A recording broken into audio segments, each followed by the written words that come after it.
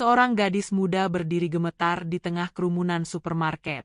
Semua orang menuduhnya mencuri, tanpa satu pun bukti.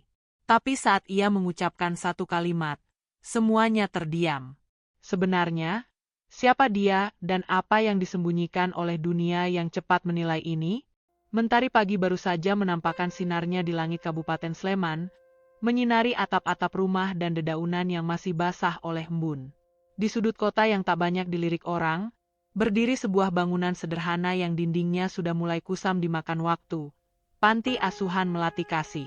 Di sanalah Rani tinggal, bersama puluhan anak-anak yang nasibnya tak jauh berbeda dengannya.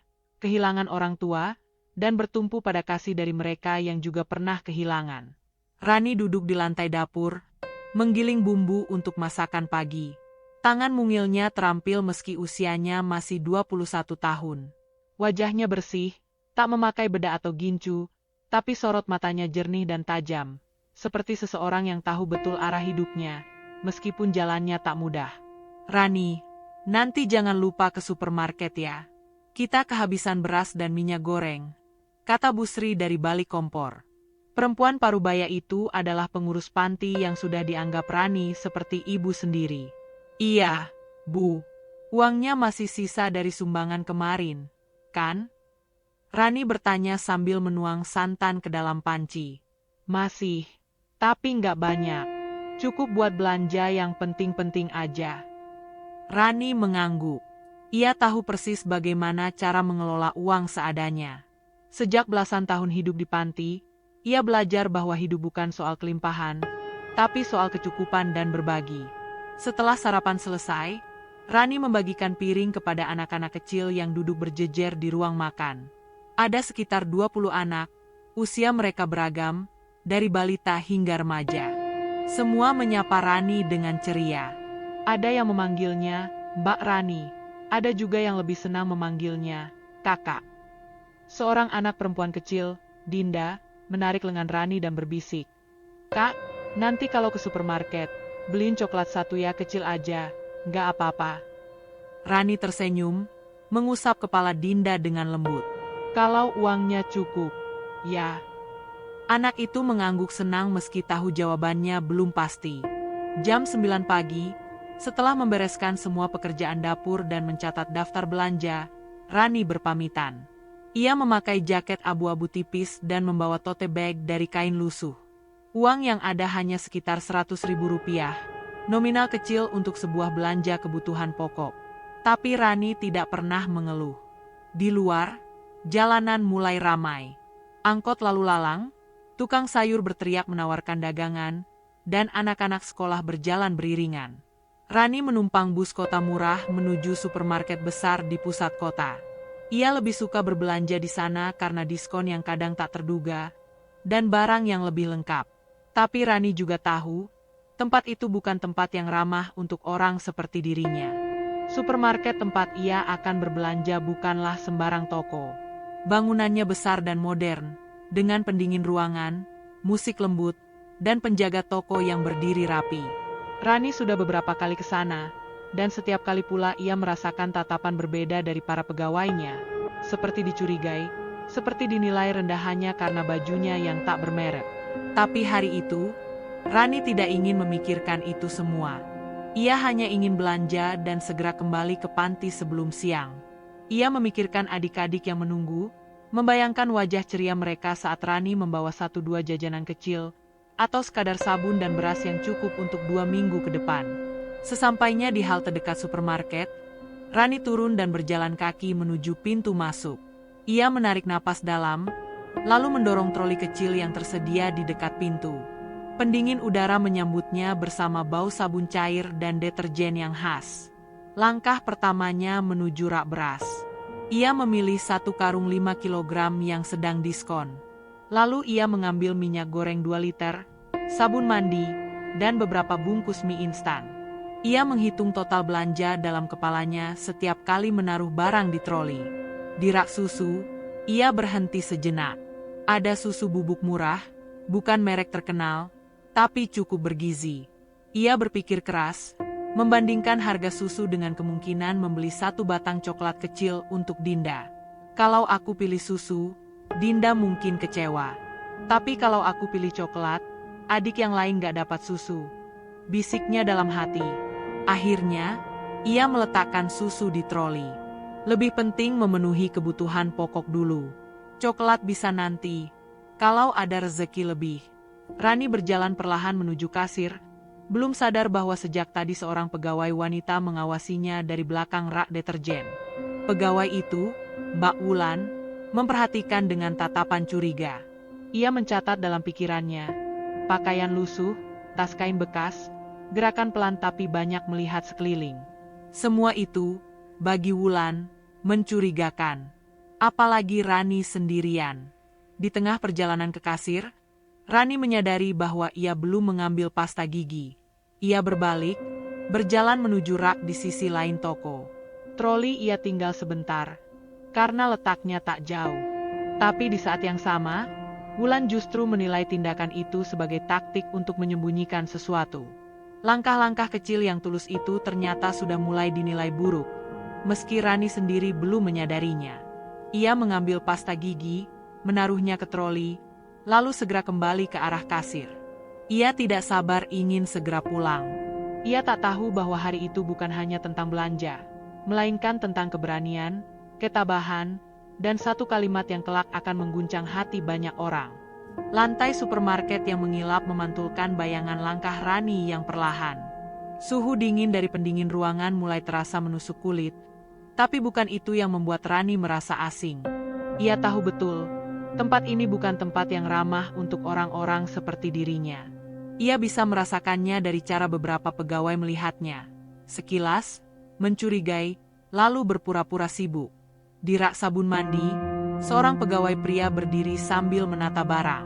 Ia melihat Rani dan langsung menoleh ke arah Mbak Wulan yang sedang berdiri tidak jauh dari pintu keluar.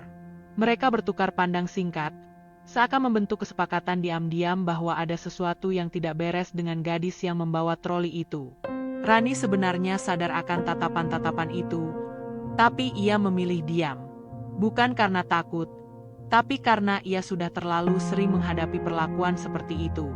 Di kampus tempat ia pernah mendapatkan beasiswa, ada juga beberapa mahasiswa yang memandangnya sebelah mata hanya karena ia berasal dari panti asuhan. Bahkan ketika ia mengajukan kerja paruh waktu di warung dekat panti, pemilik warung sempat ragu karena latar belakangnya. Namun hari ini, ia hanya ingin menyelesaikan tugasnya. Belanja, bayar, pulang. Tidak lebih. Sambil terus mengamati daftar belanjanya di kertas kecil yang dilipat dua, Rani menelusuri lorong-lorong rak dengan langkah efisien. Sesekali ia berhenti untuk menghitung total harga. Di rak paling ujung, ia menemukan minyak goreng yang harganya lebih murah. Ia langsung menukarnya dengan yang tadi ia ambil. Semua keputusan dibuat cepat, tanpa ragu. Tapi bagi Mbak Wulan, yang mengintai dari kejauhan, semua itu menimbulkan pertanyaan. Kenapa dia bolak-balik ganti barang? Apa dia sengaja? Pikirnya. Ia mencatat di pikirannya bahwa Rani sudah mengganti barang 2 kali. Di depan pintu masuk, 2 pegawai lain mulai memperhatikan juga. Salah satunya bisik-bisik sambil menunjuk Rani. Itu anak kemarin juga kesini. Bawa tas kain besar. Gaya kayak gitu biasanya nyelipin barang. Gumamnya. Pegawai satunya hanya mengangkat alis, ikut-ikutan menghakimi meski tak tahu apa-apa. Sementara itu, Rani berjongkok di depan rak sabun cuci. Ia memilih yang paling murah, meski kualitasnya lebih rendah. Ia tahu bahwa panti butuh banyak sabun karena anak-anak sering mencuci baju sendiri. Setelah menaruh sabun itu ke troli, ia berjalan lagi, kali ini ke rak camilan. Ia hanya mengambil 2 bungkus biskuit kecil. Bukan untuk dirinya, melainkan untuk 2 anak panti yang sedang ulang tahun minggu ini. Bahkan dalam keterbatasan, Rani tetap berpikir untuk memberi sesuatu kepada orang lain. Di dekat rak camilan, seorang ibu muda dengan anak kecil memperhatikannya. Si ibu itu mengenakan pakaian mahal dan membawa troli penuh barang. Anak kecilnya menunjuk Rani sambil berkata, "Ma, itu cewek kayak di YouTube, yang dari panti-panti itu." Si ibu menarik tangan anaknya pelan dan berkata dengan suara pelan tapi tajam, "SSST, jangan deket-deket." Barang kita nanti hilang. Rani mendengarnya. Ia menoleh sejenak, lalu kembali memalingkan wajahnya. Lidahnya keluh, matanya sekilas memerah. Tapi ia tidak berkata apa-apa. Ia hanya menatap ke lantai, menarik troli, dan berjalan menjauh. Langkah Rani kini terasa berat. Bukan karena beban barang, tapi karena beban perasaan. Setiap lorong seperti dikelilingi tatapan tak terlihat. Setiap pegawai seperti mengawasinya. Setiap langkah seperti diuji kesabarannya. Namun di balik semua itu, Rani tetap melangkah.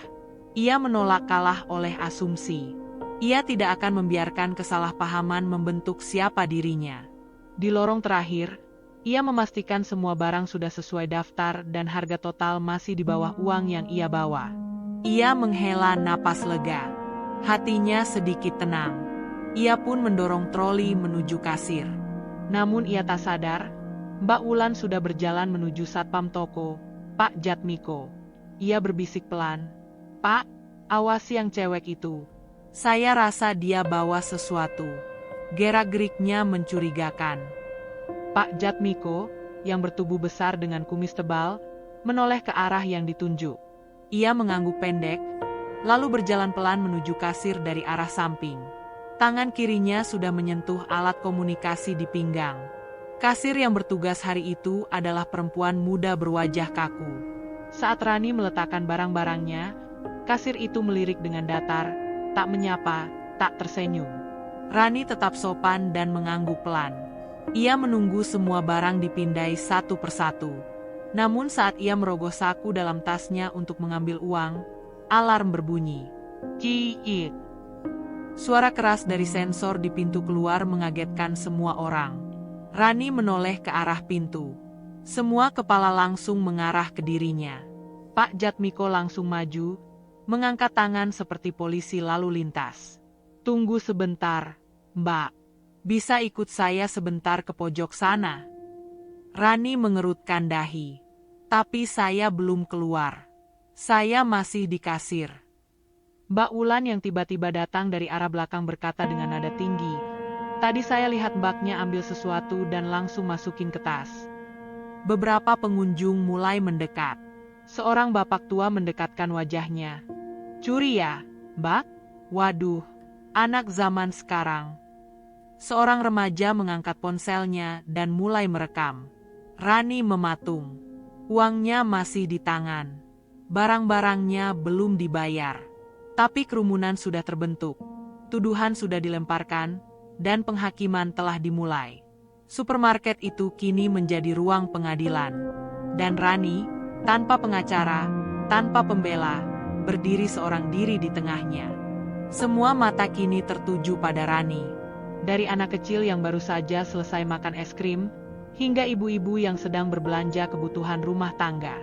Bahkan beberapa pegawai yang semula di bagian belakang, kini mulai berdatangan ke arah kasir. Seolah panggilan alarm tadi adalah isyarat bagi mereka untuk berkumpul dan menjadi hakim atas apa yang mereka pikir sebagai aksi pencurian. Rani berdiri kaku. Tangannya yang memegang uang mulai gemetar. Troli di hadapannya masih setengah dibongkar oleh kasir. Belum satu pun barangnya masuk ke kantong plastik. Ia belum membayar. Belum apa-apa. Tapi semuanya sudah terlanjur berasumsi. Pak Jatmiko, satpam dengan wajah dingin dan tubuh besar, menatapnya tajam. Ia tak berteriak, tapi sorot matanya cukup mengintimidasi. "Maaf, Mbak, bisa buka tasnya sebentar?" Katanya datar. Rani menatap Pak Jatmiko. Ia ingin sekali menolak. Tapi tatapan orang-orang di sekelilingnya membuatnya sadar. Menolak hanya akan memperkuat tuduhan. Maka ia mengangguk perlahan, membuka resleting tas kainnya, dan memperlihatkan isinya. Di dalam tas itu hanya ada uang lembaran 50.000, 20.000, dan pecahan 5.000. Semua ditumpuk rapi. Selain itu ada catatan belanja, selembar surat ucapan terima kasih dari donatur, dan sebuah kotak bekas susu bubuk berisi kertas-kertas kecil yang biasa digunakan untuk mencatat kebutuhan harian panti. Mbak Wulan mendekat. Ia mengamati isi tas itu dengan penuh kecurigaan. Matanya menjelajah seolah berharap menemukan sesuatu. Tapi ia tidak menemukan apapun. Namun itu tidak menghentikan kata-katanya. Kalau bukan di tas, mungkin sudah masuk kantong jaket. Coba periksa jaketnya, Pak, katanya pada Pak Jatmiko. Rani terdiam. Kini ia merasa seperti barang yang diperiksa kualitasnya di pasar. Ia mulai menarik resleting jaketnya perlahan, memperlihatkan bagian dalam yang kosong. Tidak ada apa-apa. Bahkan ponsel pun ia tinggalkan di panti agar tidak lupa waktu saat belanja. Suasana mulai sunyi. Tidak ada satupun yang bersuara selama beberapa detik. Namun keheningan itu segera dipecah oleh suara langkah kaki tergesa dari arah belakang. Seorang pria muda, pegawai gudang yang melihat kejadian dari CCTV ruangan belakang, datang membawa tablet. Ia memperlihatkan rekaman kamera pengawas. Di layar, tampak jelas bahwa Rani hanya mengambil barang dan menaruhnya ke troli. Tidak ada tindakan mencurigakan. Tidak ada gerakan menyelipkan barang ke dalam tas atau saku. Namun Mbak Wulan masih belum puas. Itu kan belum semua lorong. Mas, coba lihat yang waktu dia di lorong deterjen atau susu. Saya yakin ada yang kelewat. Rani memandang Wulan, bukan dengan marah, tapi dengan tatapan penuh tanya. Kenapa ibu begitu yakin saya mencuri? Suaranya pelan, tapi cukup untuk didengar semua orang di sekitar. Wulan menoleh, terkejut. Ia tidak siap dengan pertanyaan balik. Saya hanya mengikuti prosedur, Mbak. Prosedur. Rani mengulangi. Prosedur menuduh tanpa bukti. Prosedur menatap orang dari ujung kaki sampai kepala hanya karena bajunya tidak bermerek. Kerumunan mulai bergeser. Beberapa orang yang tadinya semangat menonton kini menunduk. Beberapa mulai berbisik pelan. Ada yang menyesal, ada yang bingung, ada pula yang malah pergi begitu saja. Pak Jatmiko menarik napas dalam. Saya minta maaf, Mbak, tapi ini bagian dari pekerjaan kami. Kalau ada alarm berbunyi, kami harus responsif. Rani tak menjawab. Ia hanya menunduk, kembali menutup jaketnya perlahan. Ia tahu, meski prosedur memang harus dijalankan, tapi ada sesuatu yang lebih dalam dari sekadar sistem, prasangka. Sebuah luka sosial yang tidak bisa disembuhkan hanya dengan permintaan maaf singkat. Kasir yang sejak tadi hanya duduk diam kini bersuara. Total belanjanya 95.000, Mbak. Rani mengangguk pelan, menyerahkan uang 100.000, dan menunggu kembalian. Tangannya masih sedikit gemetar, tapi ia berusaha menjaga wajahnya tetap tenang. Namun di benaknya, ada badai yang sedang berputar. Ia merasa marah, tapi tak bisa meledak. Ia merasa malu, tapi tak salah. Ia ingin menangis, tapi tak boleh terlihat lemah. Sementara itu, seorang remaja perempuan yang tadi merekam dengan ponselnya masih berdiri di pojok. Ia tampak ragu. Perlahan, ia menurunkan ponselnya dan menyimpannya ke saku. Entah karena merasa bersalah, atau karena mulai sadar bahwa yang ia rekam adalah potongan dari sebuah ketidakadilan. Saat Rani mengambil kantong plastik belanjaannya, Mbak Wulan masih berdiri di tempat yang sama. Mulutnya terkatup, dan tatapannya mulai goyah. Ia tidak berkata apa-apa saat Rani melewatinya. Hanya pandangan kosong, seolah mencoba memahami kenapa semua yang tampak benar justru terasa salah. Rani berjalan keluar supermarket tanpa suara. Tapi langkahnya kini membawa beban lebih berat dari kantong plastik yang ia genggam. Di luar, matahari masih bersinar, tapi rasanya tak lagi hangat. Ia menyeberang jalan, berdiri di halte bus sambil memeluk belanjaannya. Dalam hatinya, ia hanya bertanya satu hal. Apa selama ini aku hanya dilihat dari cara aku berpakaian? Dan di saat itulah, untuk pertama kalinya hari itu, Rani menarik napas panjang, seolah sedang bersiap untuk sesuatu yang lebih besar dari sekadar tuduhan. Langkah kaki Rani di dalam bus kota terasa seperti gema yang hanya bisa didengar oleh dirinya sendiri. Suara klakson, deru mesin, bahkan obrolan penumpang lain seakan menjadi latar yang jauh dan tak terhubung dengannya. Ia duduk di pojok belakang, memeluk dua kantong belanja yang terasa seperti beban besar, bukan karena beratnya, tapi karena peristiwa yang menempelnya. Ia tak menangis, tidak juga mengumpat. Ia hanya diam, menatap keluar jendela yang mulai dipenuhi pantulan cahaya siang.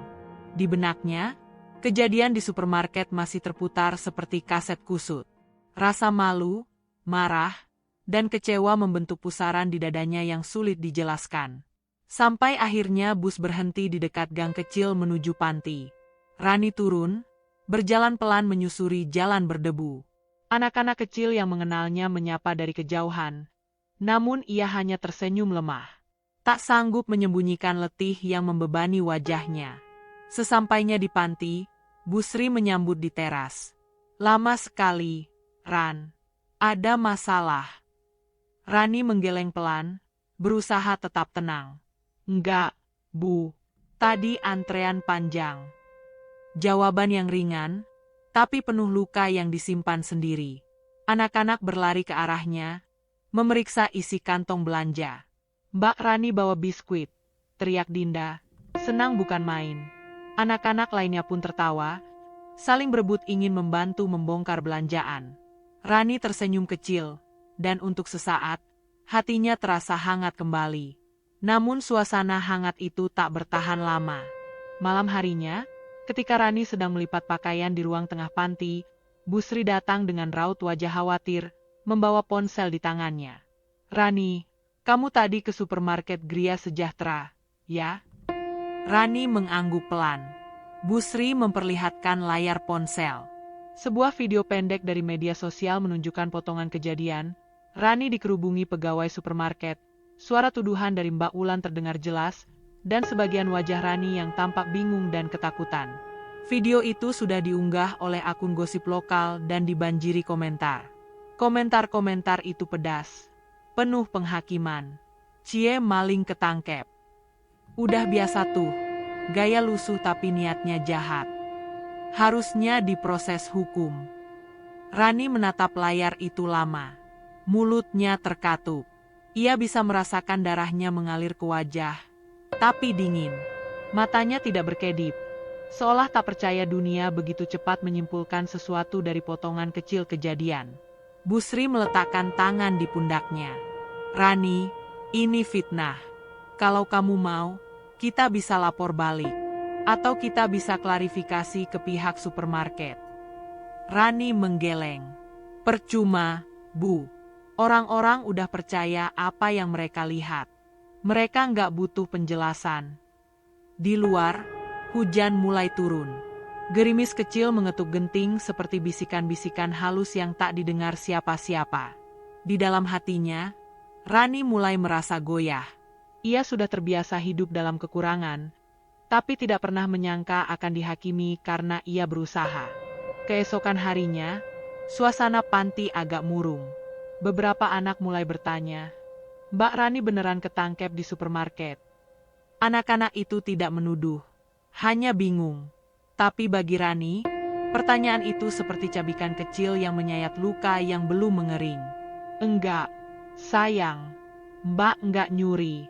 Mbak cuma belanja, terus ada yang nuduh tanpa bukti. Jawabnya lembut sambil memeluk anak-anak itu. Ia tersenyum, tapi matanya tak bisa bohong. Masih menyimpan luka yang belum bisa dikeringkan.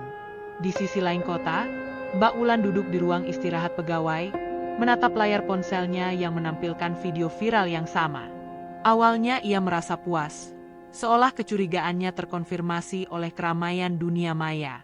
Namun semakin lama, semakin banyak komentar yang menyebut bahwa video itu tidak lengkap, bahwa perempuan dalam video belum tentu bersalah. Bahkan ada yang menuliskan, kenapa nggak lihat CCTV dulu sebelum nuduh? Mbak Wulan mulai resah. Ia ingat jelas, tidak ada satupun barang yang terbukti hilang. Tidak ada pencurian. Tapi ia tetap berkeras saat itu. Karena kecurigaannya. Karena keyakinannya yang ia anggap benar. Sore itu, pihak manajemen supermarket memanggilnya. Pak Bram, manajer toko, menunjuk layar CCTV yang diputar ulang. Kali ini lengkap, menunjukkan bahwa Rani hanya berbelanja seperti biasa. Tidak ada gerakan mencurigakan. Tidak ada barang yang masuk tas. Semua bersih. Kita harus klarifikasi, Mbak Wulan. Kalau enggak, bisa jadi masalah, ucap Pak Bram tegas. Wulan hanya mengangguk. Ia mulai menyadari bahwa kecurigaannya telah menjadi kesalahpahaman besar yang membawa dampak luas, termasuk pada gadis sederhana yang sebenarnya hanya ingin membeli kebutuhan untuk anak-anak panti. Tapi kabar dan opini sudah menyebar. Nama Rani sudah masuk dalam daftar penghakiman publik. Dan meskipun CCTV sudah membersihkannya, tidak semua orang peduli pada bukti. Dunia sudah keburu menuduh. Rani, di dalam kamar kecilnya malam itu, hanya duduk menatap langit-langit. Di tangannya ada buku catatan kecil, tempat ia biasa menulis doa dan harapan. Kali ini, tulisannya sedikit bergetar. Aku nggak marah. Tapi aku sedih. Sedih karena kebaikan pun bisa terlihat salah kalau datang dari orang yang sederhana. 2 hari berlalu sejak video itu viral. Namun dentingnya masih menggema di telinga Rani seperti suara yang tak mau padam. Tak ada jeda. Tak ada nafas lega. Ia tidak membuka media sosial, tapi ia tahu apa yang sedang terjadi di luar sana. Dunia sedang menilainya. Bukan sebagai gadis panti yang berjuang, tapi sebagai tersangka yang wajahnya tersebar luas tanpa suara penjelasan. Di panti, suasana tidak lagi sama. Bu Sri sering menerima telepon dari orang tak dikenal. Beberapa bertanya dengan sopan, namun lebih banyak yang menghakimi. Apa betul anak panti Anda mencuri? Kalau memang miskin, jangan ajari anak untuk mutil. Sudah banyak kejadian kayak gitu. Panti asuhan hanya jadi dalih. Ucapan-ucapan seperti itu tak hanya menghantam Rani, tapi juga seluruh isi panti. Anak-anak mulai merasa gelisah. Beberapa enggan bermain keluar karena takut disebut anak pencuri. 2 donatur tetap pun membatalkan kunjungannya bulan ini.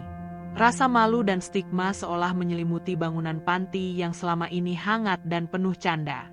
Di dalam kamar, Rani duduk diam di sudut tempat tidur. Ia menatap jendela dengan pandangan kosong. Sore hari yang biasanya digunakan untuk mengajar anak-anak membaca kini ia habiskan dengan menahan tangis yang tak kunjung tumpah. Ketukan pelan terdengar di pintu. Dinda masuk membawa gambar yang ia warnai. Mbak Rani, aku gambar ini buat Mbak. Jangan sedih ya. Aku tahu Mbak nggak jahat. Rani tak mampu berkata-kata. Ia peluk Dinda erat-erat, seperti sedang menggenggam satu-satunya harapan yang tersisa. Namun kenyataan tidak sehangat pelukan anak kecil. Sore itu, saat Bu Sri dan Rani sedang duduk di ruang tamu membahas persediaan pangan yang mulai menipis, 2 orang berseragam datang. Mereka memperkenalkan diri sebagai perwakilan dari dinas sosial. Salah satu dari mereka membuka map dan mengutarakan maksud kedatangannya. Kami mendapat laporan dan permintaan klarifikasi. Ada tekanan dari masyarakat dan lembaga tertentu yang mempertanyakan reputasi panti ini. Mungkin untuk sementara, kegiatan Rani bisa dihentikan dulu sampai semuanya jelas. Kata-kata itu terasa seperti cambuk di punggung Rani. Ia terdiam. Tak ada pembelaan, tak ada protes. Ia hanya menunduk. Bahkan pemerintah pun memilih berhati-hati. Ia mengerti, tapi itu tak membuatnya lebih kuat. Setelah petugas pergi, Bu Sri memeluk Rani dengan hangat. Kamu nggak salah, tapi dunia ini kadang terlalu cepat menuduh. Rani hanya mengangguk. Di dalam dirinya, ia mulai merasa kecil. Dunia yang tadinya ia percayai perlahan mengikis keyakinannya. Ia bukan hanya kehilangan kepercayaan dari orang luar, tapi juga kesempatan untuk terus berbagi dari tempat yang ia anggap rumah. Malamnya, saat semua anak tertidur, Rani keluar ke halaman belakang. Ia duduk di bawah pohon ketapang yang rindang. Bulan menggantung pucat di langit, dan angin malam menghembuskan bau tanah yang lembab. Di tangannya ada buku catatan kecil. Kali ini ia menulis lebih panjang. Jika niat baik bisa disalahpahami, lalu bagaimana nasib orang-orang yang benar-benar ingin membantu? Jika dunia lebih percaya video singkat daripada hidup seseorang yang nyata, di mana lagi aku bisa berteduh? Air matanya akhirnya jatuh. Bukan karena lemah, tapi karena terlalu lama dipaksa kuat. Ia sudah berusaha menahan semuanya sendiri. Tapi malam itu, Luka yang selama ini ditahan, perlahan membuka. Keesokan paginya, berita di media mulai berubah. Beberapa akun mulai memposting ulang video dengan narasi yang lebih netral. Satu akun besar bahkan menuliskan caption, "Belum tentu mencuri." Di akhir video, terlihat jelas barang belum dibayar. Jangan asal tuduh. Namun komentar masih terbagi dua. Ada yang mulai membuka mata, tapi lebih banyak yang tetap percaya pada penilaian awal. Dunia memang jarang memberi ruang untuk penjelasan, apalagi bagi orang-orang kecil. Di tempat lain, Mbak Wulan mulai merasa gelisah. Ia membaca komentar-komentar netizen yang membela Rani. Ia juga mendengar dari rekan kerja bahwa panti asuhan itu mulai kehilangan donatur karena kejadian tersebut. Hatinya mulai tak tenang. Ia tahu, mungkin ia tidak sepenuhnya salah, karena ia hanya mengikuti naluri dan aturan. Tapi di hatinya, ada suara kecil yang bertanya, kalau aku di posisi dia, apa aku bisa sekuat itu? Puncaknya terjadi sore itu. Rani kembali ke supermarket. Bukan untuk berbelanja, tapi untuk mengembalikan satu kantong plastik kecil yang tertinggal hari itu. Isinya hanya satu biskuit dan sebatang sabun mandi. Ia tahu, barang itu sebenarnya sudah dibayar. Tapi ia tidak ingin ada kesan ia mengambil apapun tanpa kejelasan. Begitu masuk, semua pegawai menatapnya. Suasana menjadi hening. Pak Jatmiko yang sedang berdiri di dekat rak susu segera mendekat. "Rani," suaranya pelan. Rani menyerahkan kantong plastik itu. "Saya cuma mau pastikan semua sudah jelas. Saya nggak mau ada yang menggantung." Pak Jatmiko menunduk. "Saya minta maaf. Kami salah menilai." Mbak Wulan muncul dari balik lorong. Wajahnya muram. Ia berjalan pelan, lalu berdiri di depan Rani. "Aku juga minta maaf. Aku terlalu cepat menilai." Rani mengangguk. Tidak marah. Tidak juga tersenyum. Ia hanya menjawab lirih. "Nggak apa-apa, Bu. Saya sudah biasa nggak dipercaya. Tapi saya harap setelah ini, orang lain yang seperti saya nggak harus mengalami hal yang sama." Mbak Wulan terdiam. Tangannya yang biasanya cepat bergerak kini menggenggam erat lengan bajunya sendiri. Untuk pertama kalinya, ia benar-benar merasa kecil di depan seseorang yang sederhana tapi punya keberanian luar biasa. Rani keluar dari supermarket dengan langkah ringan, meski hatinya belum sepenuhnya lega. Dunia masih sama, tapi ia tahu, sesuatu dalam dirinya mulai berubah. Ia tak lagi berharap dipahami semua orang, ia hanya ingin berdiri tegak, meski dalam penghakiman. Hari-hari berlalu tanpa pelukan hangat, tanpa suara riuh anak-anak yang biasanya membuat Rani tersenyum sejak pagi.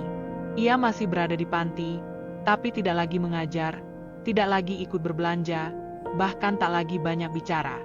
Seolah sebagian dari dirinya ditarik keluar dan digantung di luar sana, di dunia yang telah menuduhnya tanpa ampun.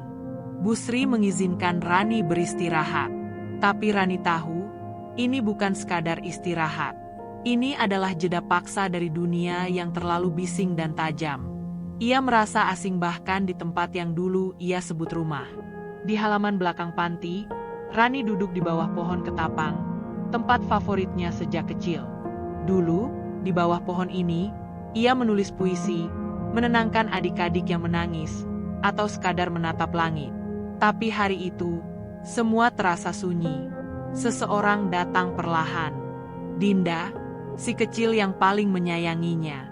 Ia duduk di sebelah Rani dan menyodorkan sebuah kotak kecil dari kardus bekas, dihias dengan gambar tangan yang digunting dari kertas warna-warni. "Aku dan teman-teman bikin ini buat Mbak," kata Dinda, malu-malu.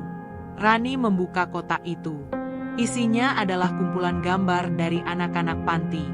Ada yang menggambar wajah Rani tersenyum, ada yang menggambar Rani sedang menggendong mereka, dan ada juga tulisan sederhana berbunyi, "Kami percaya Mbak Rani."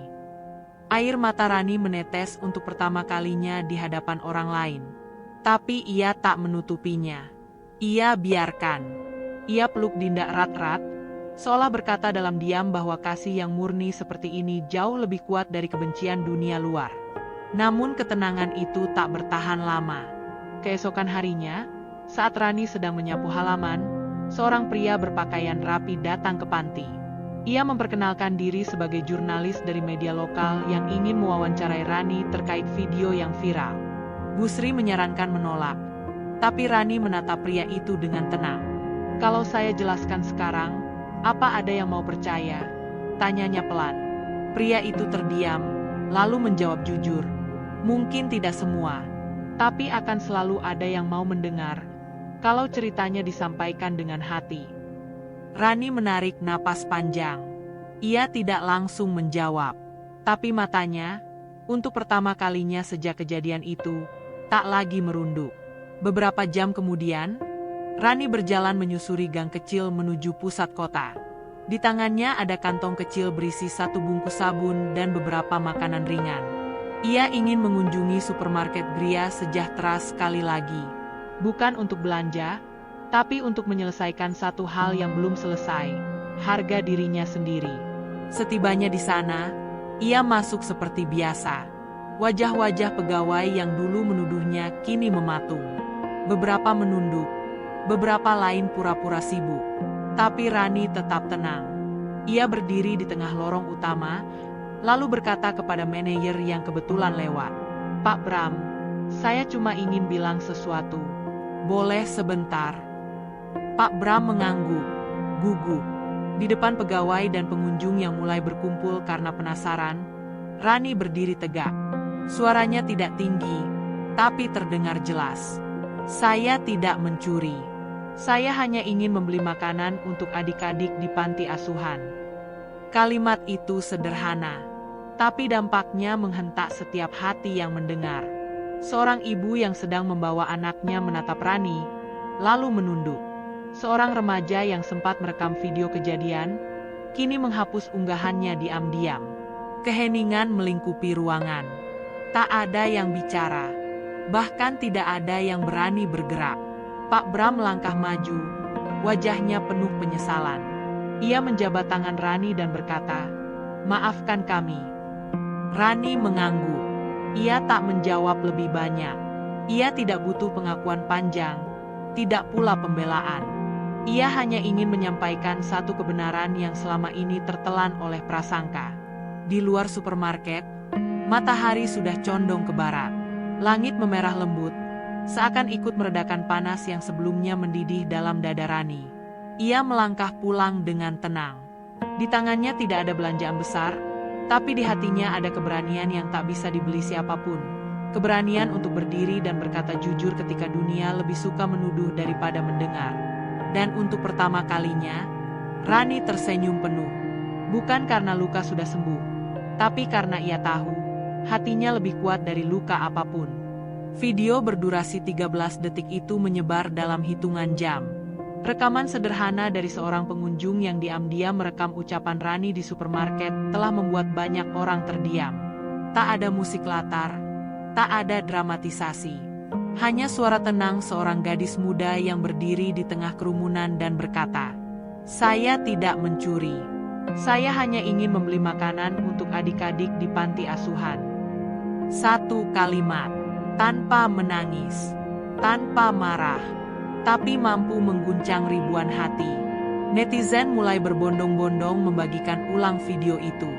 Namun kali ini, bukan untuk menghina, tapi untuk meminta maaf.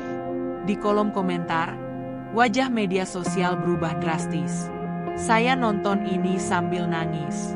Maafkan aku, Mbak." Ternyata yang paling kuat itu bukan yang berteriak, tapi yang bisa tenang di tengah tuduhan. Kita memang terlalu cepat menilai dari tampilan. Tak lama, berbagai akun publik figur ikut membagikan video tersebut dengan caption yang menyentuh. Salah satu artis terkenal menulis, "Rani, kamu lebih manusia dari kami semua. Terima kasih sudah tidak membalas benci dengan benci." Komentar dan simpati terus mengalir. Tapi di panti asuhan, Rani tetap seperti biasa. Ia tetap membantu menyiapkan makan pagi, mengajar adik-adik membaca, dan menyiram bunga di halaman. Ia tidak berubah, karena memang sejak awal ia tidak pernah butuh pengakuan, hanya keadilan. Namun Busri tahu, dunia di luar sana sedang berubah. Telepon di panti kini bukan lagi berisi caci maki. Beberapa orang yang pernah menuduh, kini menelepon untuk meminta maaf. Seorang donatur bahkan mengirimkan kiriman besar berisi sembako, mainan anak-anak, dan alat tulis sekolah. Ketika Rani membuka paket itu dan membacakan surat ucapan maaf dari pengirimnya, anak-anak bersorak. Tapi ia hanya tersenyum tipis, lalu menaruh surat itu ke dalam kotak kayu kecil di kamarnya, kotak yang berisi luka dan pelajaran hidup. Sementara itu, supermarket Gria Sejahtera mengeluarkan pernyataan resmi. Mereka mengakui kesalahan pegawai mereka dan meminta maaf secara terbuka. Bahkan mereka menawarkan beasiswa pendidikan kepada Rani. Sebuah langkah untuk menebus kesalahan dan menyelamatkan citra. Tapi Rani menolaknya dengan halus. Saya nggak butuh penghargaan karena saya dibenarkan. Saya cuma butuh diperlakukan adil sejak awal. Jawabnya ketika dihubungi wartawan. Jawaban itu menohok siapa saja yang membacanya. Di sebuah era yang cepat mengutuk dan lambat memahami, Rani justru mengajarkan cara bertahan dengan kepala tegak. Di supermarket, Mbak Wulan kini hanya duduk termenung di ruang istirahat. Setiap hari ia melihat video itu diputar ulang oleh orang-orang, menjadi inspirasi, bahkan menjadi bahan renungan dalam pelatihan pelayanan pelanggan. Ia mencoba menulis pesan untuk Rani, namun gagal berkali-kali. Setiap kalimat terasa hampa. Ia sadar bahwa tidak semua luka bisa disembuhkan dengan permintaan maaf. Tapi satu pagi, ia memberanikan diri datang langsung ke panti. Busri menyambutnya di teras. Rani sedang bermain dengan adik-adik di halaman. Saya mau ketemu Rani, kata Wulan, suaranya pelan dan ragu. Busri memanggil Rani. Saat melihat wajah Wulan, Rani tidak terkejut. Ia hanya menunduk sebentar, lalu berdiri. Mereka duduk di bangku panjang di halaman belakang, tempat Rani biasa menulis di buku kecilnya. Aku tahu nggak semua bisa diperbaiki. Tapi aku ingin minta maaf langsung. Bukan karena tekanan. Tapi karena aku sadar, aku salah. Kata Wulan, suaranya bergetar. Rani tidak menjawab cepat. Ia menatap langit sebentar, lalu menoleh. Saya memaafkan. Tapi tolong jangan ulangi ke orang lain. Bukan karena saya kuat, tapi karena nggak semua orang bisa bertahan seperti saya. Wulan menunduk. Menangis. Kali ini bukan karena malu, tapi karena menyadari bahwa di hadapannya duduk seseorang yang jauh lebih besar dari semua titel dan status sosial. Hari itu, angin berhembus pelan. Pohon ketapang bergoyang lembut, seolah ikut menjadi saksi pertemuan dua manusia, yang satu datang dengan luka, yang lain datang membawa sesal. Dan di tengah semua itu, Rani tetap berdiri dengan tenang. Karena ia tahu, keberanian sejati bukanlah melawan dengan suara yang lebih keras, tapi bertahan dengan hati yang lebih kuat. Suasana supermarket Gria Sejahtera berubah total sejak kejadian itu. Kamera CCTV yang dulu hanya jadi alat pemantau, kini jadi bukti penting bahwa kebenaran tak selalu bisa dilihat dengan mata biasa. Sejumlah pelatihan internal digelar, brosur tentang etika pelayanan ditempel di papan pengumuman karyawan, dan manajer mulai rutin mengingatkan pegawai untuk tidak menilai pelanggan hanya dari penampilan. Tapi perubahan sistem tidak serta-merta menyembuhkan luka. Di ruang staf, Mbak Wulan duduk sendirian. Di depannya, secangkir kopi yang tak disentuh. Di tangannya, ponsel dengan layar menyala menampilkan ulang video yang kini sudah ditonton jutaan kali. Video ketika Rani berdiri dan mengucapkan kalimat itu. Saya tidak mencuri. Saya hanya ingin membeli makanan untuk adik-adik di panti asuhan. Wajah Mbak Wulan pucat. Bukan karena takut dipecat, Pak Bram tidak mengeluarkan siapapun. Karena kesalahan itu bukan hanya milik satu orang, tapi karena rasa bersalah yang perlahan menggerogoti pikirannya. Ia memutar ulang dalam hati bagaimana ia menuduh tanpa bukti, bagaimana ia meyakinkan Satpam untuk menangkap Rani, bagaimana ia ikut membentuk atmosfer ketidakadilan yang begitu mencekam hari itu. Tapi yang paling menyakitkan, justru sikap Rani yang tidak melawan. Saya sudah biasa nggak dipercaya. Kalimat itu terus mengendap di telinga Wulan. Ia mulai memahami bahwa kesalahan terbesarnya bukan pada tuduhan, tapi pada keengganannya mendengar. Ketika seseorang bicara jujur dengan mata berkaca-kaca, ia memilih berpaling dan tetap mencurigai. Sementara itu, Rani mulai kembali ke rutinitas di panti. Tapi ada yang berubah. Anak-anak memang tetap riang, busri tetap hangat, dan kegiatan berjalan seperti biasa. Namun, sorotan dari luar yang mendadak masuk ke kehidupan mereka membawa konsekuensi yang tak terduga. Ketenangan menjadi mahal. Banyak orang datang ke panti bukan untuk membantu, tapi untuk mengambil gambar, membuat konten, atau sekadar ingin melihat anak panti yang viral. Mereka membawa kamera, bertanya seenaknya, dan menyodorkan mikrofon dengan nada sok simpatik. Rani mulai lelah. Ia ingin kembali menjadi Rani yang dulu, yang dikenal hanya oleh anak-anak panti, bukan oleh jutaan mata di luar sana. Suatu sore, ia duduk di teras, ditemani buku catatan kecil dan secangkir teh. Bu Sri datang membawa 2 potong pisang goreng hangat. "Lelah ya, Nak?" tanya Bu Sri sambil duduk di sampingnya. Rani tersenyum tipis. "Iya, Bu. Tapi bukan karena pekerjaan, lelah karena banyak orang baru datang. Tapi nggak benar-benar ingin tahu aku siapa." Bu Sri menatapnya lembut. "Mereka datang karena melihat keberanianmu. Tapi tidak semua orang tahu cara menghargai luka yang belum sembuh." Rani mengangguk. Ia tahu niat orang-orang tidak semuanya buruk. Tapi ia merindukan masa sebelum semua ini terjadi. Masa ketika satu-satunya kamera yang merekamnya adalah mata anak-anak yang menatapnya penuh cinta saat ia bercerita sebelum tidur. Di lain tempat, Pak Bram, manajer supermarket, mengunjungi panti tanpa pemberitahuan. Kali ini ia datang sendirian, tanpa kamera, tanpa media. Ia membawa 2 bingkisan kecil dan duduk di ruang tamu. "Saya cuma ingin bicara, bukan untuk klarifikasi publik. Saya pribadi merasa bertanggung jawab atas semua yang terjadi," katanya pelan. Rani keluar, duduk bersamanya. Tidak ada ketegangan. Hanya diam panjang yang menahan banyak hal. "Apa kamu marah, Rani?" tanya Pak Bram. Rani menatapnya sejenak, lalu menjawab, "Enggak, Pak. Saya lebih sedih daripada marah." "Kenapa sedih?" "Karena semua ini terjadi hanya karena saya terlihat seperti orang yang layak dicurigai. Sedih karena saya harus menjelaskan hal yang seharusnya nggak perlu dijelaskan." Pak Bram terdiam. Ia tidak bisa membantah. Ia tidak bisa memberi alasan. Rani melanjutkan, "Tapi saya bersyukur.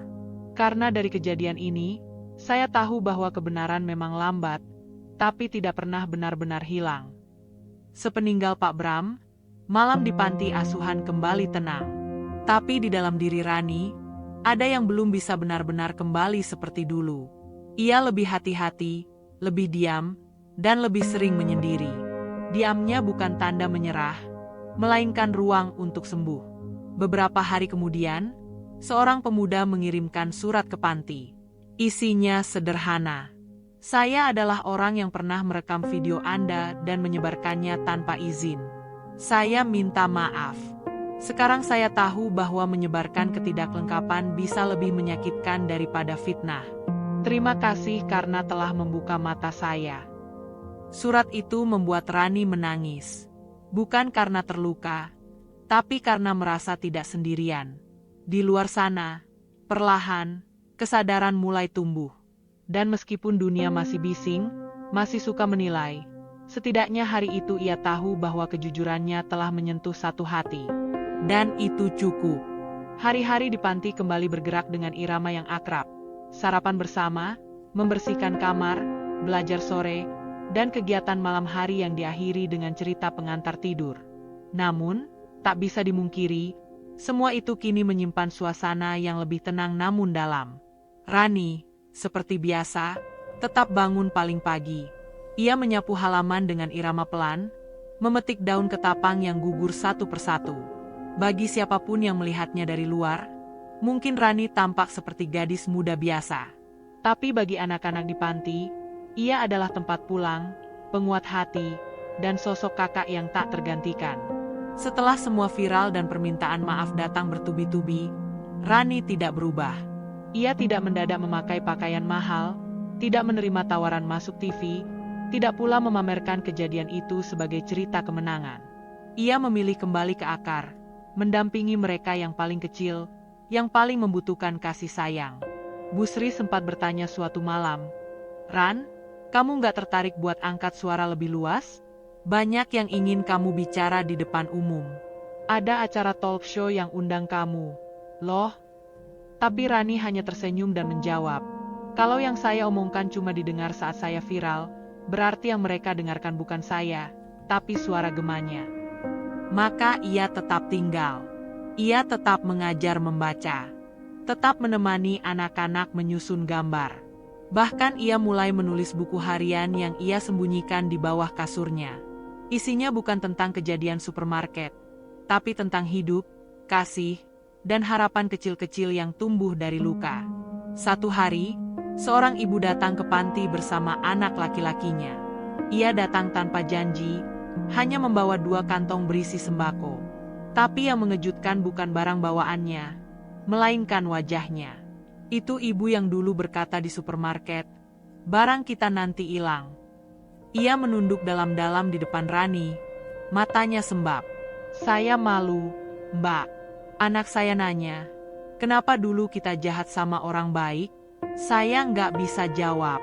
Saya kesini bukan buat cari maaf, tapi buat belajar dari Mbak Rani langsung.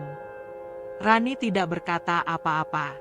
Ia hanya mengajak ibu itu duduk dan bermain bersama anak-anak. Mereka duduk melingkar, mewarnai bersama, seperti tak pernah ada kejadian buruk sebelumnya. Di momen itu, Rani mengerti satu hal. Maaf yang paling tulus bukan datang dari ucapan, tapi dari tindakan untuk memperbaiki. Sore itu, anak-anak panti berteriak gembira karena Rani mengadakan pasar panti. Sebuah permainan sederhana di mana mereka bisa menukar kertas buatan sendiri dengan barang dagangan, seperti permen, buku bekas, dan boneka kecil yang disumbangkan warga. Anak-anak belajar menghitung, memilih, dan bahkan bernegosiasi. Tapi lebih dari itu, mereka belajar bahwa kebahagiaan tidak harus mahal. Dan semua itu berawal dari inisiatif Rani yang diam-diam menabung uang pemberian para donatur yang datang sejak video itu viral. Ia tidak memakai uang itu untuk dirinya sendiri, melainkan mengubahnya menjadi kenangan hangat untuk anak-anak. Di tengah kegiatan itu, seorang remaja laki-laki berdiri di luar pagar panti. Ia terlihat canggung, membawa ransel kecil. Rani mengenal wajah itu. Itu adalah pemuda yang dulu merekam video dirinya diam-diam di supermarket. Ia tidak masuk, hanya menatap dari kejauhan. Rani menyuruh salah satu anak memanggilnya. Saat pemuda itu masuk, ia langsung membuka tasnya dan mengeluarkan sebuah bingkisan sederhana, sebentuk buku sketsa yang ia buat khusus berisi gambar-gambar tentang Rani, panti, dan potret-potret kecil dari cuplikan video yang pernah ia rekam. "Aku tahu, rekaman itu menyakitkan. Tapi, aku belajar banyak setelahnya. Aku jadi tahu apa artinya empati.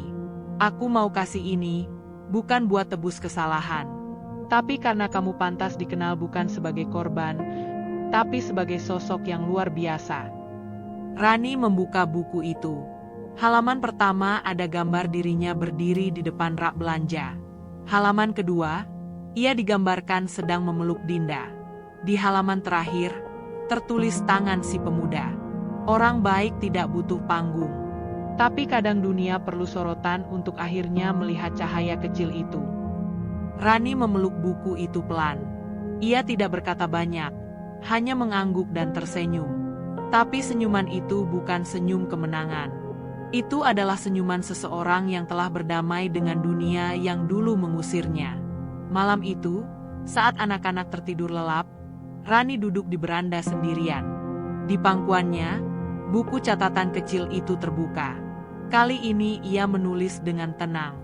"Aku tidak akan melupakan hari-hari aku dihina. Tapi aku juga tidak akan menjadikan itu alasan untuk berhenti berbuat baik. Karena ternyata, dari semua suara paling bising di dunia ini, kebaikan yang diam bisa menyentuh lebih dalam." Ia menutup bukunya, menatap bintang. Dan untuk pertama kalinya, ia merasa, luka yang dulu menyesakan itu, kini jadi tempat di mana bunga bisa tumbuh. Sepekan setelah pasar panti, suasana panti asuhan Melati Kasih kembali hangat seperti dulu. Anak-anak kembali bermain tanpa takut disebut pencuri.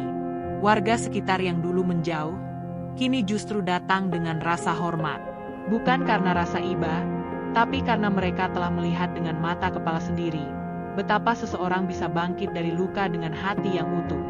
Di dunia luar, kabar tentang Rani perlahan menyebar ke berbagai kota. Tapi bukan lagi sebagai korban fitnah, melainkan sebagai lambang keteguhan dalam badai.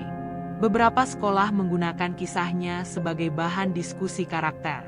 Komunitas sosial mengutip kata-katanya dalam seminar. Bahkan seorang penulis anak-anak menulis buku terinspirasi dari sosok Rani, tanpa menyebut nama, hanya dengan judul, Perempuan yang Tidak Membalas dengan Teriakan.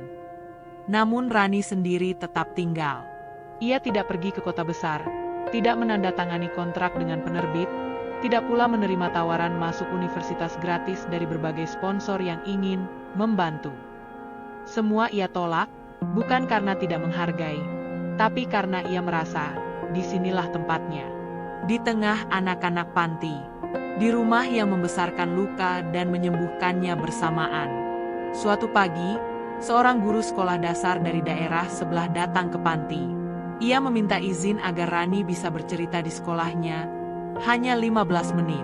Awalnya Rani menolak, tapi setelah dipikirkan, ia setuju, dengan satu syarat. Tidak ada media, tidak ada panggung, tidak ada poster besar dengan wajahnya.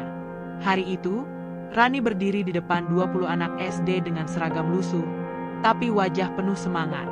Ia bercerita tanpa mikrofon, tanpa slide presentasi. Ia hanya duduk dan berkata, "Kalian tahu, kadang orang gak percaya sama kita hanya karena kita terlihat berbeda. Tapi jangan pernah bohong hanya untuk dipercaya. Karena kalau kamu jujur, kamu akan percaya pada dirimu sendiri, dan itu jauh lebih penting." Anak-anak itu mendengarkan dalam diam. Bagi mereka, Rani bukan selebriti. Ia hanya kakak yang punya keberanian berbicara dengan pelan, tapi sampai ke hati. Setelah sesi itu selesai, seorang anak perempuan menghampiri Rani dan memeluknya tanpa bicara. Ia kemudian menyerahkan selembar kertas kecil bertuliskan tangan. "Aku juga pernah dituduh nyolong di sekolah. Tapi setelah dengar cerita kakak, aku tahu aku nggak sendirian." Rani menggenggam kertas itu, dan di dalam hatinya, ada cahaya kecil yang semakin terang. Ia sadar, ia tidak perlu terkenal untuk berpengaruh. Ia hanya perlu hadir sepenuh hati. Beberapa hari kemudian, Rani memutuskan untuk menempel sebuah tulisan di dinding aula panti. Kertas putih sederhana, ditulis dengan spidol hitam. "Di sini, kita percaya pada proses, bukan pada penampilan." Anak-anak membacanya sambil mengangguk. Beberapa bahkan memintanya dituliskan ulang di buku catatan mereka. Suatu malam, Bu Sri bertanya, "Ran, kamu gak lelah terus jadi kuat?" Rani menatap langit-langit kamar yang retaknya masih sama sejak dulu. Ia tersenyum. "Saya bukan kuat, Bu. Saya cuma belajar menerima kenyataan tanpa kehilangan kasih."